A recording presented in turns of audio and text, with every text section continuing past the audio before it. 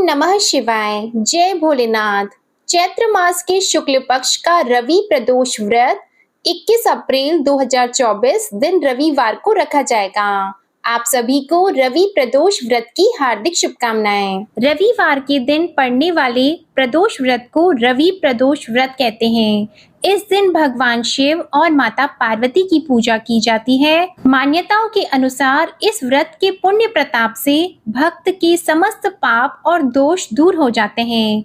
प्रदोष व्रत के दिन व्रती को प्रदोष काल में भगवान शिव और माता पार्वती की पूजा करनी चाहिए। आज की इस वीडियो में मैं आप सभी के समक्ष रवि प्रदोष व्रत की विधि, कथा, उसका महत्व और आरती प्रस्तुत करने जा रही हूँ। आशा है आप सभी को ये वीडियो पसंद आएगा। अगर आपको वीडियो पसंद आए तो उसे लाइक करें, शेयर करें और चैनल को भी सब्सक्राइब करें। रवि प्रदोष व्रत करने के लिए रविवार को होने वाली त्रयोदशी के दिन सूर्योदय से पूर्व उठकर स्नान आदि से निवृत्त होकर भगवान शिव की उपासना करनी चाहिए। इस व्रत में आहार नहीं किया जाता है। पूरे दिन का उपवास करने के बाद सूर्यास्त से पहले स्नान करके सफेद वस्त्र धारण करने चाहिए। पूजा स्थल की साफ सफाई करने के बाद पूजा के लिए कुश के आसन का प्रयोग करना चाहिए। पूजा की तैयारी करने के बाद उत्तर पूर्व दिशा की ओर मुख करके भगवान शिव की उपासना करनी चाहिए।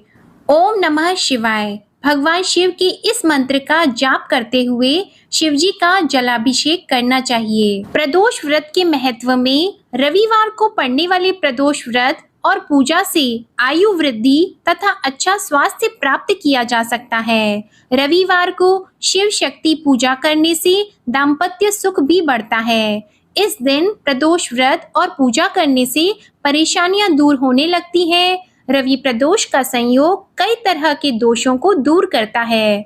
इस संयोग के प्रभाव से तरक्की मिलती है। इस व्रत को करने से परिवार हमेशा आरोग्य रहता है, साथ ही समस्त मनोकामनाएं भी पूर्ण होती हैं। अब आप सुनिए रवि प्रदोष व्रत की कथा।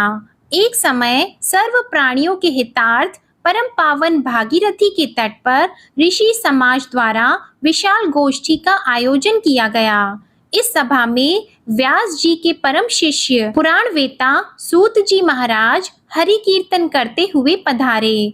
सूत जी को आते हुए देखकर शौनक आदि ऋषि मुनियों ने खड़े होकर उन्हें दंडवत प्रणाम किया। महाज्ञानी सूत जी ने भक्ति भाव से ऋषियों को हृदय से गले लगाया और आशीर्वाद दिया। विद्वान ऋषिगण और सब शिष्य आसनों पर विराजमान हो गए।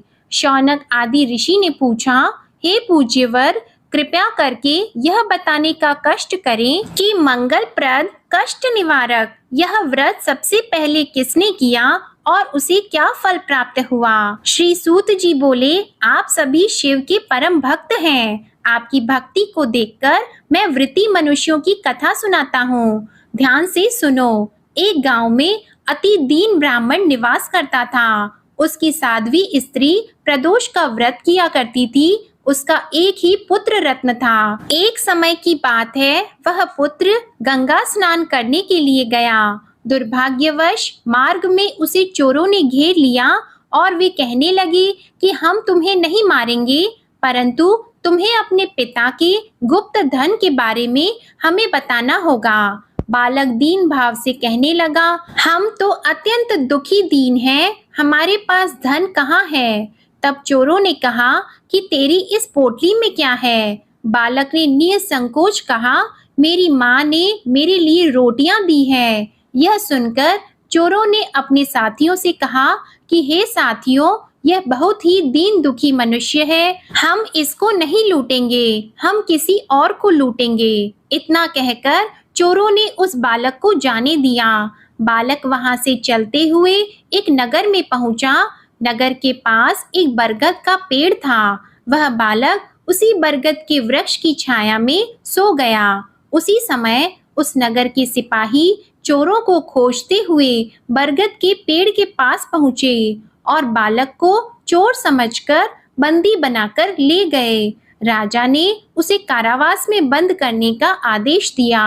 ब्राह्मणी का लड़का जब घर नहीं लौटा तब उसे अपने पुत्र की बड़ी चिंता हुई। अगले दिन प्रदोष का व्रत था। ब्राह्मणी ने प्रदोष व्रत किया और भगवान शंकर से मन ही मन अपने पुत्र की कुशलता की प्रार्थना करने लगी।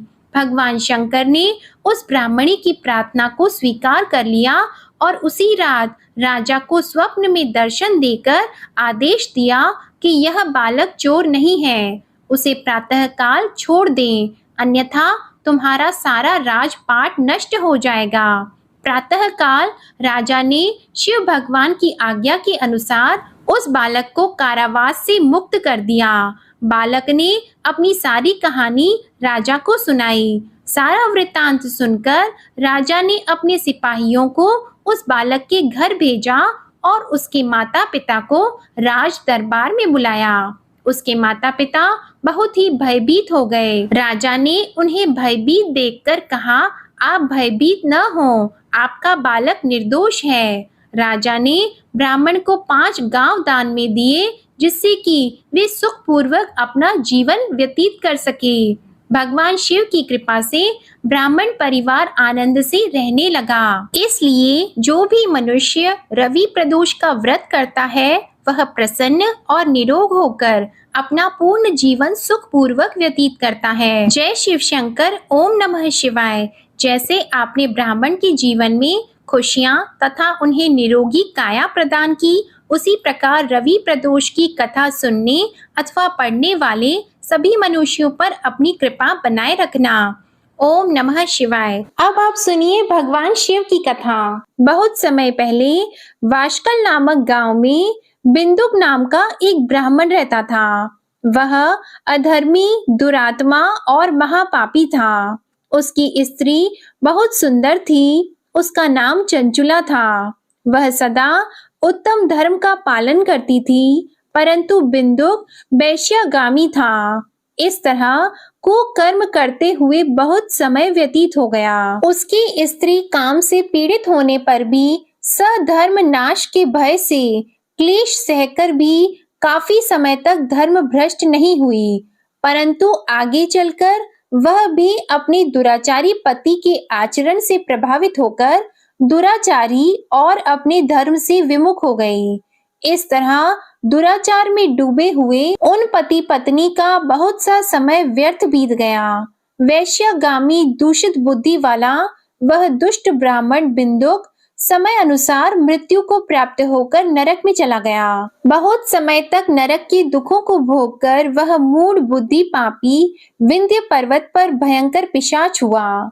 इधर उस दुराचारी बिंदुक के मर जाने पर वह चंचुला नामक स्त्री बहुत समय तक पुत्रों के साथ अपने घर में रहती रही।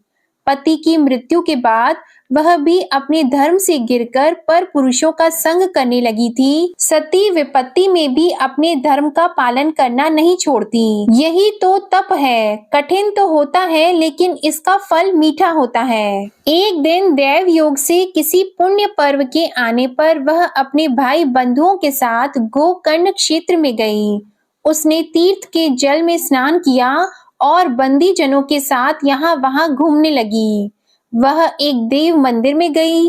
वहां उसने एक ब्राह्मण के मुख से भगवान शिव की परम पवित्र एवं मंगलकारी कथा सुनी।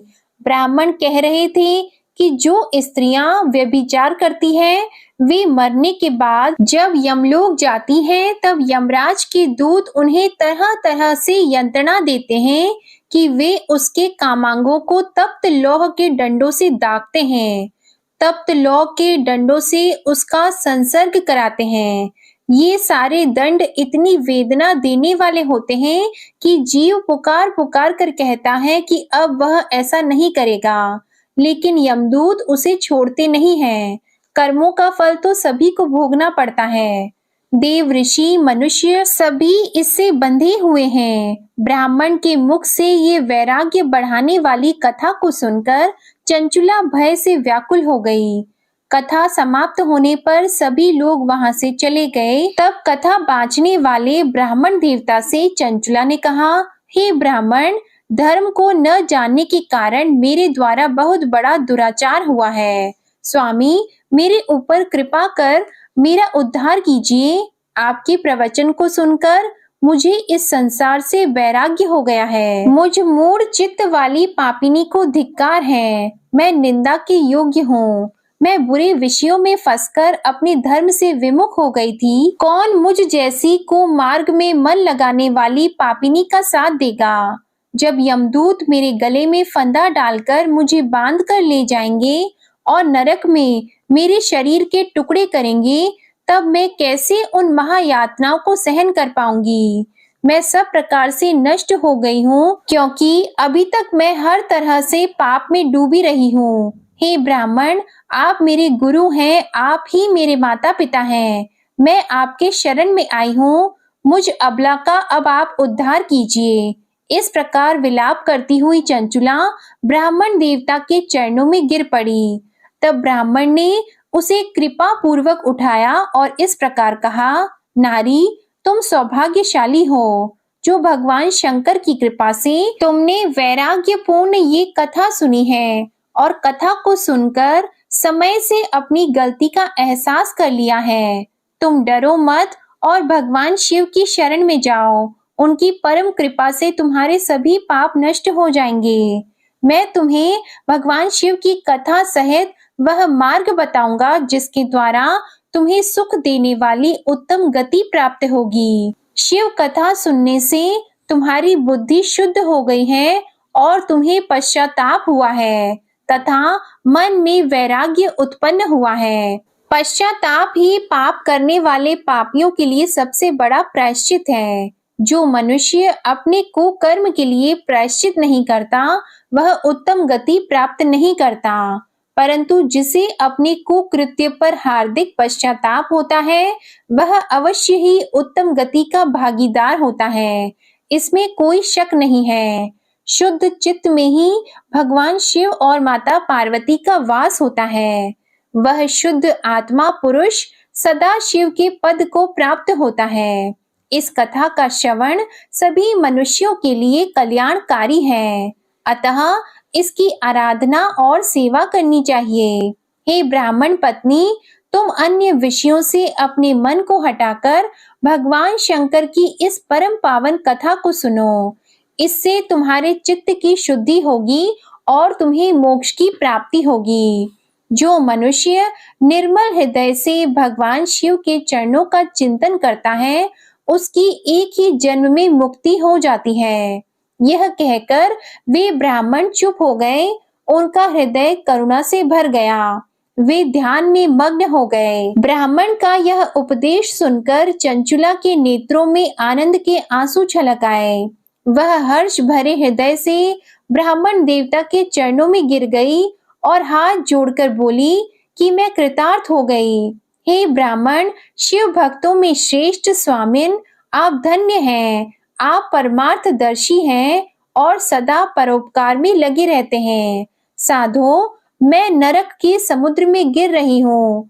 कृपा करके मेरा उद्धार कीजिए। जिस पौराणिक और अमृत के समान कथा की बात आपने की है, उसे सुनकर ही मेरे मन में वैराग्य उत्पन्न हुआ। उस अमृतमयी कथा को सुनने के लिए मेरे मन में बड़ी श्रद्धा हो रही है। कृपया आप मुझे उसे सुनाइए। कथा सुनने की इच्छा मन में लिए हुए चंचुला उन ब्राह्मण देवता की सेवा में वहीं रहने लगी। उस गोकर्ण नामक महाक्षेत्र में उन ब्राह्मण देवता के मुख से चंचुला भगवान शिव की भक्ति, ज्ञान और वैराग्य बढ़ाने वाले और मुक्ति देने वाली परम उत्तम कथा सुनकर कृतार्थ हुई। उसका चित्त शुद्ध हो गया। वह अपने हृदय में शिव के सगुण रूप का चिंतन करने लगी। वह सदैव शिव सच्चिदानंदमय स्वरूप का स्मरण करती थी। इसके बाद अपना समय पूर्ण होने पर चंचुला ने बिना किसी कष्ट के अपना शरीर त्याग दिया। उसे लेने के लिए एक दिव्य विमान वहां पहुंचा। ये विमान शोभा साधनों से सजा था और शिव गणों से सुशोभित था। चंचुला विमान से शिवपुरी पहुंची। उसके सारे पाप धुल गए। वह दिव्य रूप धारिणी दिव्यांगना हो गई थी। वह गौरांगी देवी मस्तक पर अर्धचंद्र का मुकुट और अन्य दिव्य आभूषण पहने शिवपुरी में पहुंची। वहां उसने सनातन देवता त्रिनेत्रधारी महादेव शिव को देखा। सभी देवता उनकी सेवा में भक्ति भाव से उपस्थित थे। उनकी अंग कांति करोड़ों सूर्यों के समान प्रकाशित हो रही थी। 5 मुख और हर मुख में 3-3 नेत्र थे। मस्तक पर अर्धचंद्र आकार मुकुट शोभायमान हो रहा था। कंठ में नील चिन्ह, उनके साथ में देवी गौरी विराजमान थी, जो विद्युत पुंज के समान प्रकाशित हो रही थी। महादेव जी की कांति कपूर के समान गौर थी। उनके शरीर पर श्वेत वस्त्र थे तथा शरीर श्वेत भस्म से युक्त था। इस प्रकार भगवान शिव के परम उज्जवल रूप के दर्शन कर चंचुला बहुत प्रसन्न हुई। उसने भगवान को बारंबार प्रणाम किया और हाथ जोड़कर प्रेम, आनंद और संतोष से युक्त होकर विनीत भाव से खड़ी हो गई। उसके नेत्रों से आनंद के आंसुओं की धारा बहने लगी। भगवान शंकर और भगवती गौरी उमा ने करुणा के साथ सौम्य दृष्टि से देखकर चंचुला को अपने पास बुलाया। गौरी उमा ने उसे प्रेम पूर्वक अपनी सखी बना लिया। चंचुला सुखपूर्वक भगवान शिव के धाम में उमा देवी की सखी के रूप में निवास करने लगी। एक दिन चंचुला आनंद में मग्न उमा देवी के पास गई और दोनों हाथ जोड़कर उनकी इस स्तुति को करने लगी। हे गिरिराज नंदिनी स्कंद माता उमा, आप सभी मनुष्यों एवं देवताओं द्वारा पूजित तथा समस्त सुखों को देने वाली हैं।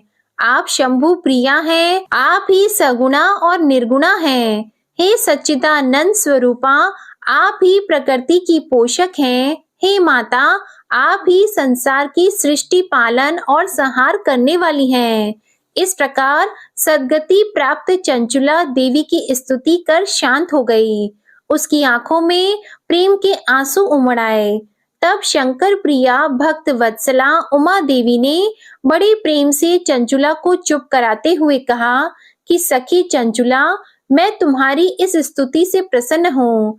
बोलो क्या वर मांगती हो? तब चंचुला बोली, हे गिरिराज कुमारी, मेरे पति बिंदुक इस समय कहाँ हैं? उनकी स्थिति कैसी है मुझे बताइए और कुछ उपाय कीजिए ताकि हम फिर से मिल सकें। हे महादेवी, मेरे पति एक शूद्र जाति वैश्या के प्रति आसक्त थे और पाप में ही डूबे रहते थे। गिरिजा बोली, बेटी, तुम्हारा पति बिंदुक पापी था। उसका अंत बड़ा भयानक हुआ। वैश्या का उपभोग करने के कारण वह मूर्ख नरक में अनेक वर्षों तक अनेक प्रकार के दुख भोगकर अब शेष पाप को भोगने के लिए विंध्य पर्वत पर पिशाच की योनि में रह रहा है और वह दुष्ट वहीं वायु पीकर रहता है और सब प्रकार के कष्ट सहता है। गौरी देवी की ये बात सुनकर चंचुला अत्यंत दुखी हो गई। फिर मन को किसी तरह स्थिर करती हुई दुखी हृदय से माँ गौरी से उसने एक बार फिर पूछा, हे महादेवी, मुझ पर कृपा कीजिए और मेरे पापी पति का अब उद्धार कीजिए। कृपा करके मुझे वह उपाय बताइए जिससे मेरे पति को उत्तम गति प्राप्त हो सके। गौरी देवी ने कहा, यदि तुम्हारा पति भगवान शिव की पुण्यमय उत्तम कथा सुने तो वह इस दुर्गति को पार करके उत्तम गति का भागी हो सकता है। अमृत के समान मधुर गौरी देवी के ये वचन सुनकर चंचुला ने दोनों हाथ जोड़कर मस्तक झुकाकर उन्हें बार बार प्रणाम किया और प्रार्थना की कि मेरे पति को भगवान शिव की कथा सुनाने की व्यवस्था कीजिए। ब्राह्मण पत्नी चंचुला के बार बार प्रार्थना करने पर शिव प्रिया गौरी देवी ने भगवान शिव की महिमा का गान करने वाले गंधर्व राज तुमरु को बुलाकर कहा, तुमरु, तुम्हारी भगवान शिव में प्रीति है। तुम मेरे मन की सभी बातें जानकर मेरे कार्यों को सिद्ध करते हो, तो मेरी इस सखी के साथ विंध्य पर्वत पर जाओ। वहां एक महाघोर और भयंकर पिशाच रहता है। पूर्व जन्म में वह पिशाच बिंदुक नामक ब्राह्मण मेरी इस सखी चंचुला का पति था। वह वैश्यागामी हो गया था। वह स्नान, संध्या आदि नित्य कर्म छोड़कर अपवित्र रहने लगा। क्रोध के कारण उसकी बुद्धि भ्रष्ट हो गई थी। दुर्जनों से उसकी मित्रता तथा सज्जनों से द्वेष बढ़ गया था। वह अस्त्र शस्त्र से हिंसा करता, लोगों को सताता और उनके घरों में आग लगा देता था। चांडालों से दोस्ती करता और वह रोज वेश्या के पास जाता था। पत्नी को त्याग कर दुष्ट लोगों से दोस्ती कर उन्हीं के संपर्क में रहता था। वह मृत्यु तक दुराचार में फंसा रहा। मृत्यु के बाद उसे पापियों के भोग स्थान यमपुरी में ले गए। वहां घोर नरकों को सहकर इस समय वह विंध्य पर्वत पर पिशाच बनकर रह रहा है और पापों का फल भोग रहा है। तुम उसके सामने परम पुण्यमयी पापों का नाश करने वाली भगवान शिव की दिव्य कथा का प्रवचन करो। इस कथा के सुनने से उसका हृदय सभी पापों से मुक्त होकर शुद्ध हो जाएगा और वह प्रेत योनि से मुक्त हो जाएगा। दुर्गति मुक्त होने पर उस बिंदुक नामक पिशाच को तुम विमान पर बिठाकर भगवान शिव के पास ले आना। माँ उमा का आदेश पाकर गंधर्वराज तुमरू प्रसन्नता पूर्वक अपने भाग्य की सराहना करते हुए चंचुला को साथ लेकर विमान से पिशाच के निवास स्थान विंध्य पर्वत पर गया। वहां पहुंचकर उसने विशाल आकृति वाले पिशाच को देखा। उसका शरीर विशाल था, उसकी ठोड़ी बड़ी थी। वह कभी हंसता, कभी रोता, कभी उछलता था। महाबली तुमरू ने बिंदुक नामक पिशाच को पाशों से बांध लिया। उसके पश्चात तुमरू ने कथा बांचने के लिए स्थान तलाश कर मंडप की रचना की।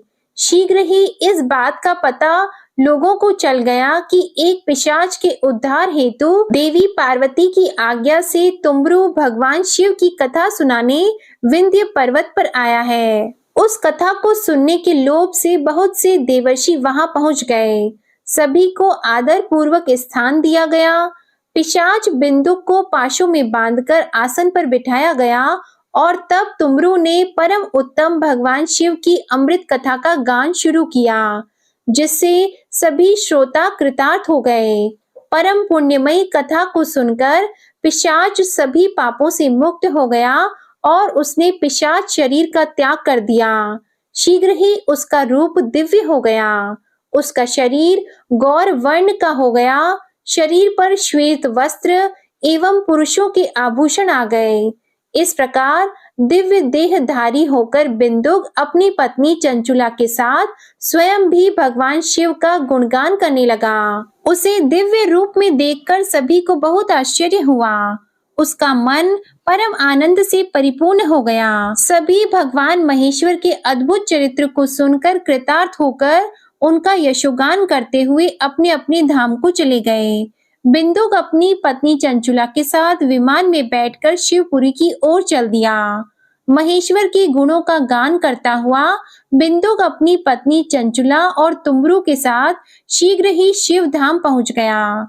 भगवान शिव देवी पार्वती ने उसे अपना पार्षद बना लिया। दोनों पति पत्नी सुखपूर्वक भगवान महेश्वर एवं देवी गौरी के श्री चरणों में अविचल निवास पाकर धन्य हो गए। बोलिए उमा महेश्वर भगवान की जय। अब आप सुनिए प्रदोष व्रत की आरती। ओम जय शिव ओमकारा, प्रभु हर शिव ओमकारा। ब्रह्मा विष्णु सदा शिव, ब्रह्मा विष्णु सदा शिव। अर्धांगी धारा, ओम जय शिव ओमकारा।